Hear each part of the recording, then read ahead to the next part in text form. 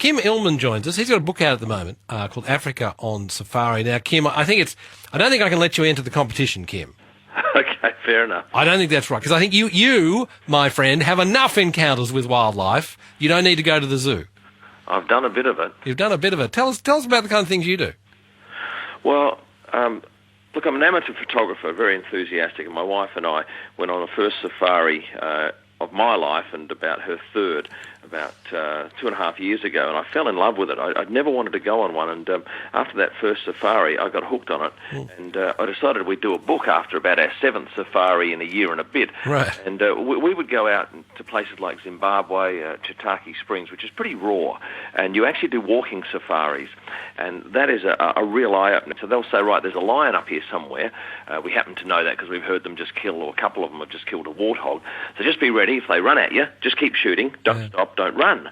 And you think, right, okay, well, I'm putting my trust in you.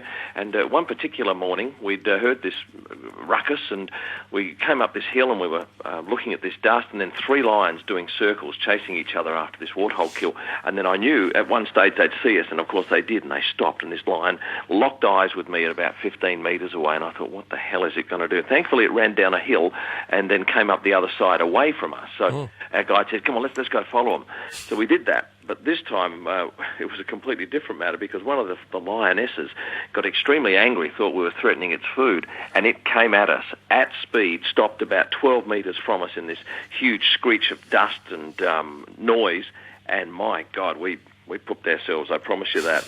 What do the guides do? I mean, why they're armed? Yeah, but the funny thing is that they don't have any bullets in their gun, and the gun sits on their shoulder, and they tend to take photos with spare cameras for us. So you have to just put your complete faith that they know the behaviour of these animals in the past. And look, I gather at one point the animal was going to do something that's out of character, but thankfully it didn't do it on the days that... So the guides are assuming that the lioness is not about to eat you. And if the lioness did decide to take things a bit further, they've got a gun with no bullets in it. Yeah, they'd have to take the bullets out of the pouch on their belt, put them in the gun, fire the thing, and hopefully by that time it hasn't done too much damage. Oh, they don't have it loaded? No.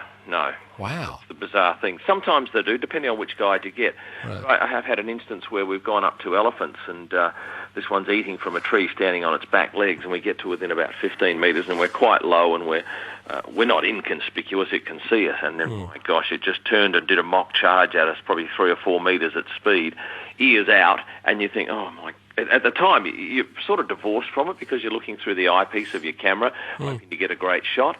But look, if it keeps coming and it's got its ears back and its head down, there's probably no recovery from that. Yeah. Well, tell me about a beautiful moment.